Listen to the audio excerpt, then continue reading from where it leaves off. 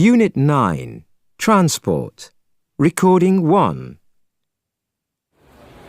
So, ladies and gentlemen, let's move into the transport section now. Could you all come over this way? Let's look at these photos. As you can see, these early methods of transport have two things in common. They're all great ideas, great ways to travel through the air rather than on the ground. But they weren't successful. There was a big problem with each one. But the monorail, that was successful. Well, yes and no. Look at this photo on the left. It's from the World Fair in Seattle. That was in 1962. Monorails were a very popular idea in America at that time. People wanted to leave their cars at home and go to work by public transport. But they weren't successful. Monorails are difficult to build and expensive to keep in good condition. So, you're right. There are some monorails in the world, but not very many. Hey, look at this photo. Is that a car under a plane? Oh, yes. This was a very interesting idea.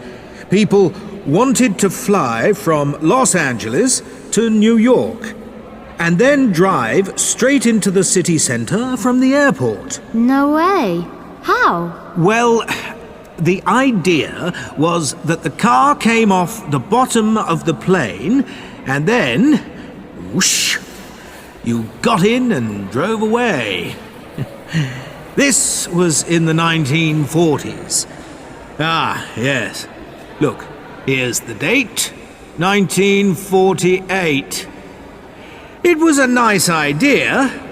No airports or waiting around, but it wasn't successful. Why not?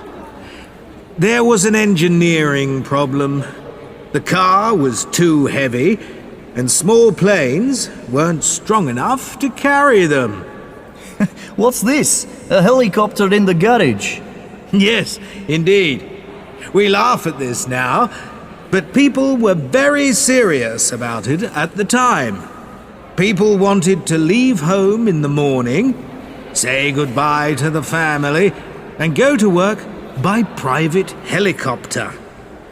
The idea was very popular, but of course it was impossible. Helicopters are very difficult to fly. And can you imagine the traffic problems in the sky? So noisy. Yes, very noisy. There's far too much traffic these days, in my opinion. I agree. People should go to work by bike or on foot. By far the best way to travel. As you see, all these